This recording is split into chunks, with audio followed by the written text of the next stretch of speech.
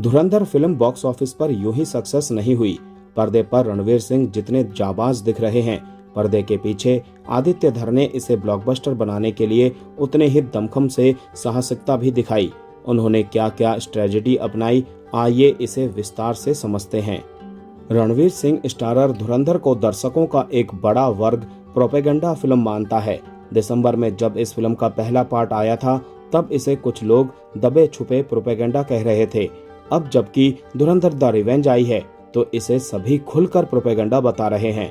Film के समर्थक हो या फिल्म के किसी मुद्दे का विरोध करने वाले, प्रोपेगेंडा के पॉइंट पर सबकी राय एक समान है और ये प्रोपेगेंडा बॉक्स ऑफिस पर भी हिट है। धुरंधर 2 ने कलेक्शन के मामले में धुरंधर 1 का रिकॉर्ड भी तोड़ दिया है। पहले भाग का जहां टोटल बॉक्स ऑफिस कलेक्शन करीब 1300 करोड़ था, वहीं दूसरे भाग ने एक हफ्ते में ही 1000 करोड़ के आंकड़े को पार कर लिया है। मतलब साफ है कि धुरंधर का प्रोपेगेंडा दर्शकों के सबसे बड़े वर्ग को खासा पसंद आया है। धुरंधर का प्रोपेगेंडा ब्लॉकबस्टर हो चुका है, लेकिन इसके पीछे आदित्य धर की एक कुशल रणनीति भी थी। इसे बारीकी से समझने की जरूरत है। अनुपम खेर, मधुर भंडारकर, कंगना रनौत आदि कई बड़े फिल्म कलाकार और निर्माता निर्देशक हैं, जिन्होंने आदित्य धर की कहानी, रिसर्च, थीम और निर्देशन, dialogue, cinematography, music sense, violence scene के क्रिएशन के क्राफ्ट आदि की भरपूर प्रशंसा की है। उन्होंने आदित्य धर को बहुत ही साहसी फिल्म मेकर भी बताया। सबने खुलकर कहा कि अगर धुरंधर में पाकिस्तान के खिलाफ प्रोपेगेंडा है, तो इससे किसी हिंदुस्तानी को क्या समस्या है। दूसरा पार्ट आने के बाद खुद आदित्य धर ने भी बयान दिया कि उन्हें किसी की आलोचना की कोई परवाह नहीं है।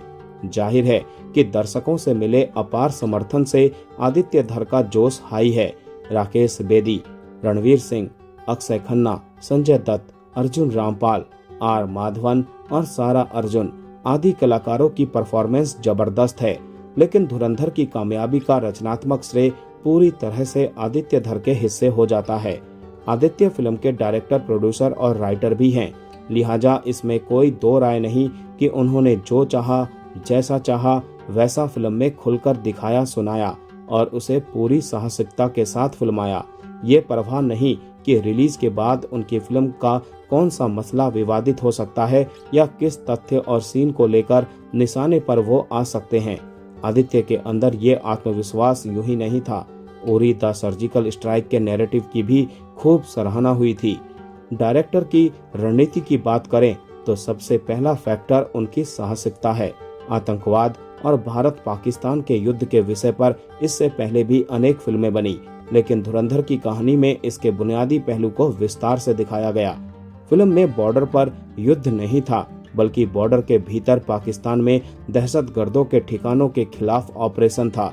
पाकिस्तान की धरती पर भारत के खिलाफ साजिश और नफरत का इतिहास जानना लोगों को काफी पसंद आया। सब्जेक्ट नया था, जिसका ट्रीटमेंट भी नई पीढ़ी की पसंद को ध्यान में रखकर किया गया था। अब बात उसी ट्रीटमेंट की स्ट्रेटेजी की करते हैं। इस मोर्चे पर आदित्य धर ने कितनी दिलेरी और चतुराई भी दिखाई। रिस्पॉन्स के पूर्वानुमान से आशंकित नहीं हुए, बल्कि इस रणनीति में आत्मविश्वास भरा था। इस स्ट्रेटेजी को बिंदुवार समझिए। गौरतलब है, आदित्य धर एक खास शैली में फिल्म बनाने के लिए जाने जाते हैं। उनका क्राफ्ट परंपरागत फिल्म मेकिंग वाला नहीं है। जिन्होंने उरी द सर्जिकल स्ट्राइक देखी है, उन्हें भली भांति मालूम होगा कि उनका क्राफ्ट क्या है। वो फिल्म को सपाट तरीके से पर्दे पर नहीं रखते, चैप्टर के साथ कहानी के अलग अलग हिस्से को दिखाते हैं।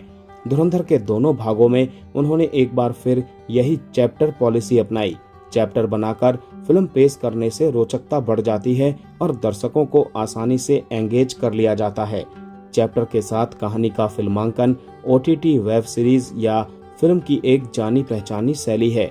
ऐसी बहुत सी वेब सीरीज या OTT फिल्में हैं जिनकी कहानियां रियलिटी पर आधारित बताई गई, लेकिन उसकी पेशकश में कल्पनाशीलता का पूरा इस्तेमाल किया गया।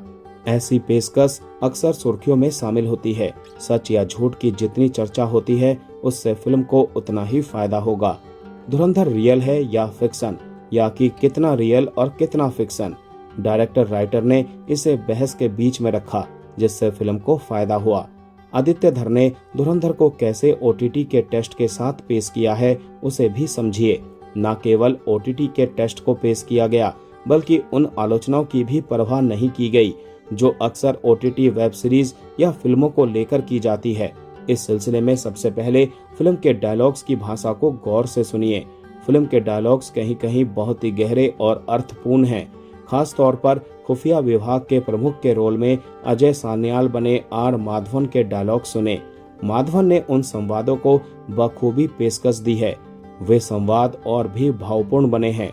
मसलन, तुम घायल हो इसीलिए घातक हो, हौसला तुम्हारा ईंधन है, समंदर जितना गहरा है उतना ही उसमें अंधेरा भी है।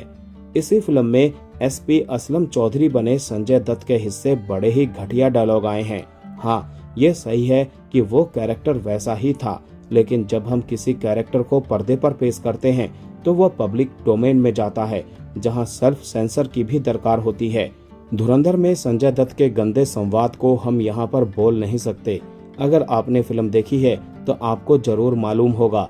माना कि डायलॉग और हिंसा के चलते धुरंधर को CBFC ने A सर्टिफिकेट जारी किया था, लेकिन आज के डिजिटल युग में A सर्टिफिकेट के क्या मायने रह जाते हैं। थिएटर में फिल्म के डायलॉग मोबाइल से रिकॉर्ड कर लिए जाते हैं और उन्हें सोशल मीडिया पर वायरल किया जाता है, जहां उम्र की कोई बंदिश नहीं है। लेकिन ये बात यहीं तक सीमित नहीं रह जाती।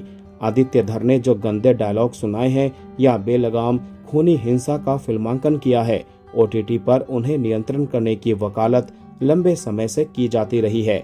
OTT के एडल्ट सीन, अश्लील डायलॉग और वायलेंस पर नियंत्रण के लिए अक्सर निगरानी की बात की गई, लेकिन आदित्य धर ने उन आलोचनाओं को धत्ता बताते हुए बड़े ही साहसिकता के साथ अपनी फिल्म में वो सब कुछ दिखाया और सुनाया जिसे नियंत्रित करने की बात कही गई। धुरंधर के प्रशंसक इस मोर्चे पर फंस गए। उन्हें अब ना तो फिल्म के इस पहलू पर बोलते बनता है और ना ही OTT की निगरानी की बात उठा पा रहे हैं। आदित्य धर की OTT मार्का इस स्ट्रेटेजी ने जबरदस्त गुल खिला दिया है।